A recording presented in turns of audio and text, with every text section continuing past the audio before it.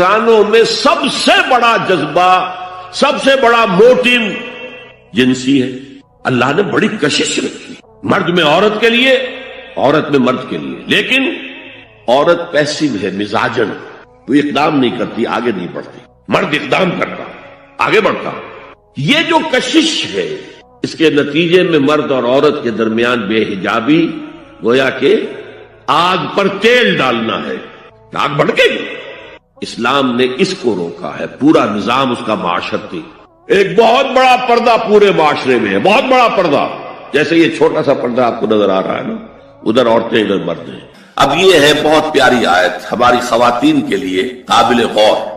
نیک بیویاں تو وہ ہیں جو تابع دار ہوں، اطاعت کیش ہوں، مردوں کا کہنا مانے، ان کی اطاعت کرے۔ حافظات للغیب، اور غیب میں ان کے لیے محافظ بنے، ان کے مال کا کی بھی حفاظت کرے۔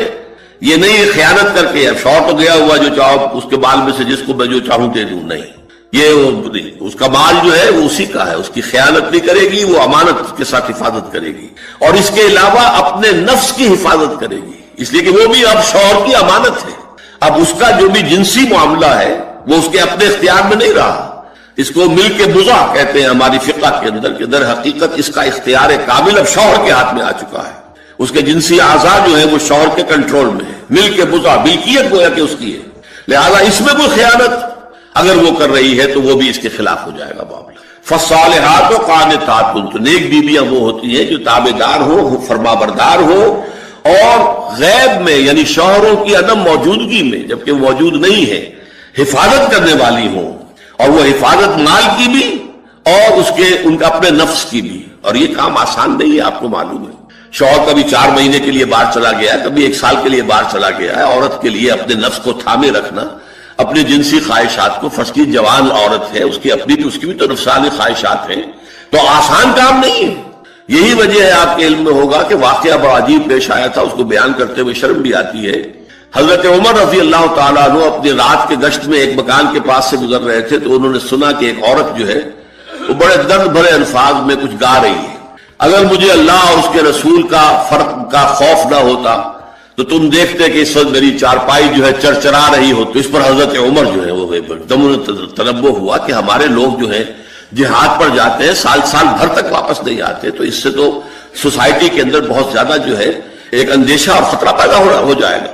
تو انہوں نے اب دیکھیے یہ بات بھی کہ دین میں کوئی شرم اور حیا اس معاملے میں نہیں ہے، کہ اپنی بیٹی سے پوچھا، حضرت حفصہ سے، اب وہ بیٹی بھی ہے اور ام المومنین بھی ہے، حضور کی اہلیہ ہے تو ام المومنین ہے، لہذا حضرت عمر کے لیے بھی ماں کے درجے میں ہے، اگرچہ ہے حضرت عمر کی صاحبزادی، کہ تم مجھے بتاؤ حفصہ، ایک عورت زیادہ سے زیادہ کتنے عرصے تک صبر کر سکتی؟ اور کوئی قباحت محسوس نہیں کی حضرت حفصہ رضی اللہ تعالی عنہا نے، کہا 4 مہینے۔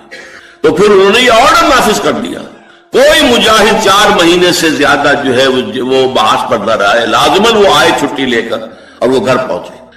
آپ اس کی روشنی میں دیکھیے جو کچھ ہمارے ہاں ہو رہا ہے، امارات میں جو لوگ کام کرتے ہیں، سعودی عرب میں کام کرتے ہیں، باہر کے ممالک میں کام کرتے ہیں، جوان بیویوں کو یہاں چھوڑ جائے، پھر جو قصے ہوتے ہیں، جو سکینڈلز ہوتے ہیں، پھر جب وہ شوہر صاحب تشریف لاتے ہیں تو وہ دیور اور بیوی جو ہے مل کر اسے قتل کرتے ہیں، اس لیے کہ یہاں تو دنیا بدل چکی ہے، دیور کی اور بھابھی کے رشتہ کچھ اور ہی بن چکا ہے، لہذا وہ قتل بھی کرتے ہیں، مال بھی سارا لے لیتے ہیں۔ یہ ساری خبریں آپ اخبارات میں پڑھتے ہیں۔ یہ کیوں ہے؟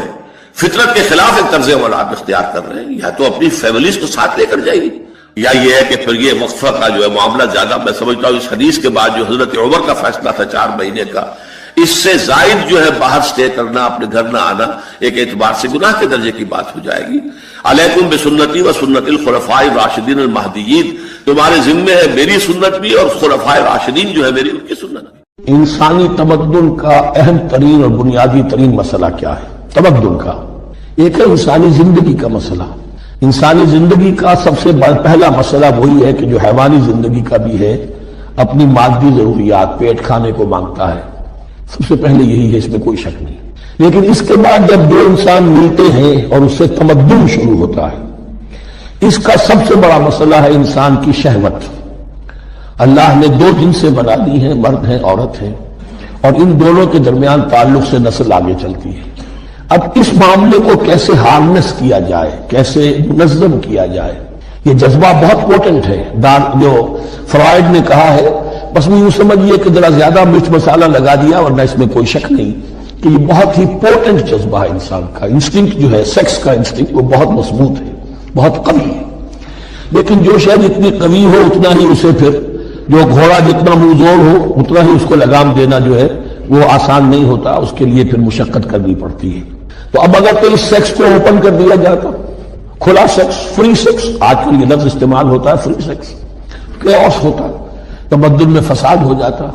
اس کے لیے شادی کا معاملہ کہ ایک عورت کا ایک مرد کے ساتھ رشتہ رہے، سب کو معلوم ہو کہ یہ اس کی بیوی ہے، یہ اس کا شوہر ہے، تاکہ اس طریقے سے نسب کا معاملہ بھی چلے اور ایک خاندانی ادارہ وجود میں آئے. ورنہ تو خاندانی ادارہ میں کیسے وجود میں آئے گا؟ فری سیکس میں تو خاندانی ادارہ وجود میں آ ہی نہیں سکتا. تو شادی کا، نکاح کا یہ رشتہ جو ہے یہ اللہ تعالیٰ نے اختیار کیا اور یہ انسانوں کو سکھایا. اور آج کی دنیا میں تو جو یہ مرد و عورت کی مساوات کا سلسلہ ہے یہ شیطان کا سب سے بڑا فلسفہ اور معاشرے میں فساد اور گندگی پیدا کرنے کا اس کا سب سے بڑا ہتھیار ہے. اور اب جو کچھ رہی صحیح اقدار ہماری ایشیا کے ممالک جو ہے زیادہ تر مسلمان ممالک ہیں، ان میں خاندانی نظام کی جو بچی کھچی شکل رہ گئی ہے اس کو برباد کرنے کے لیے یہ قاہرہ کانفرنس اور بیجنگ کانفرنس، اس ایشیا کا گھیراؤ دونوں طرف سے، مشرق سے مغرب سے، کہ عورت کو آزاد کرو، عورت کو اٹھاؤ، ایمینسیپیشن کے نام پر، آزادی کے نام پر، اور مرد و عورت کی مساوات کے نام پر، تاکہ خاندانی نظام ٹوٹ کر رہ جائے جیسے کہ ان کے ہاں ٹوٹ چکا ہے. خاندانی نظام میں یہ کلنٹن صاحب نے کہا تھا اپنے سال 9 کے میسج میں کہ ہم قریب ہماری قوم امریکن نیشن بہت جلد اس کی اکثریت حرام زادوں پر مشتمل ہوگی.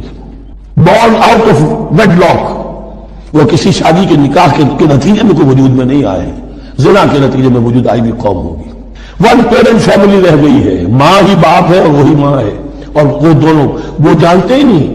اب وہاں بڑی ایک مہم اٹھ رہی ہے کہ ہر انسان کا حق ہے میرے سے معلوم ہو کہ میرا باپ کون ہے. وہاں تو بہت سے لوگ پتہ ہی باپ کون ہے میرا کیا پتہ. یہ تباہی ہے جو اس معاشرے پر آ چکی ہے، اور ہمارے ہاں بھی لوگ اسی معاشرے کی نقالی پر چیلنج کریں. وَيَسْأَلُونَكَ عَنِ الْمَحِيضِ، اور وہ عورتوں کے ایام ماہواری کے بارے میں آپ سے سوال کر رہے ہیں. قُلْ هُوَ أَذًى، کہہ دیجئے وہ ایک ناپاکی بھی ہے اور ایک تکلیف کا مسئلہ بھی ہے. فَاعْتَزِلُوا النِّسَاءَ فِي الْمَحِيضِ، تو حیض کی حالت میں اگر تمہاری بیویاں ہو تو ان سے علیحدہ رہو، مقاربت نہ کرو. وَلَا تَقْرَبُوهُنَّ حَتَّى يَطْهُرْنَ، اور ان سے مقاربت نہ کرو یہاں تک کہ وہ پاک ہو جائیں. فَإِذَا تَطَهَّرْنَ، حضور کی عادت شریفہ تھی کہ آپ فجر کی نماز کے بعد تشریف رکھتے تھے تھوڑی دیر. یہ نہیں جو ہمارا حال ہے نماز پڑھی اور گئے بس بات ختم ہوئی. لیکن یہ کہ اس کے بعد صحابہ سے کچھ گفتگو ہوتی تھی، کسی نے کوئی خواب دیکھا ہو تو بیان کرے، اس کے بارے میں کچھ اور گفتگو. تو ایک صحابی سے آپ نے پوچھا کیسا اصبحت، آج کیسی صبح ہوئی تمہیں، کیسی صبح نصیب ہوئی. تو ان کا جواب جو ہے وہ بڑا غیر معمولی تھا. اصبحت مومنا حقا یا رسول اللہ صلی اللہ علیہ وسلم، اللہ کے رسول مجھے تو آج سچے مومن کی صبح نصیب ہوئی ہے. اب یہ بات جو ہے غیر معمولی تھی تو حضور نے پوچھا لکل شیء صفت فما صفت ایمانک، ہر شے کی کوئی نہ کوئی صفت ہوتی ہے جس سے آدمی اس کو پہچانتا ہے. تو یہ جو تم کہہ رہے ہو کہ مجھے سچے مومن کی صبح نصیب ہوئی ہے تو اس کی کیا کیفیت ہے وہ بیان کرو. سب نے عرض کیا کانی انظر الی الجنہ، میری کیفیت یہ کانی وہی لفظ ہے، کاننا کا طرح ہوں، کانی انظر الی الجنہ، مجھے تو محسوس ہوتا میں جنت کو دیکھ رہا ہوں. وکانی انظر الی النار، اور مجھے تو یقین ہے کہ ایسے جیسے کہ میں دیکھ رہا ہوں جہنم. تو یہ کیفیت جو ہے ایمان کی شدت، ایمان کا اس درجے میں ہو جانا جو ہے در حقیقت یہ احسان اسلام. اس میں اللہ کے لیے جد و جہد، اللہ کے لیے محنت، اللہ کے لیے بھاگ دوڑ، اللہ کا خوف، اللہ کی خشیت، استحضار اللہ فی القلب، اللہ کے لیے عبادت، اللہ کی یہ تمام جو کیفیت ہے اس سب کے اندر حسن پیدا ہو جائے، نکھار پیدا ہو جائے، خوبصورتی پیدا ہو جائے. اور یہ کیفیت اگر پیدا ہوگی تو کس سے ہوگی؟ وہ یقین کی گہرائی سے.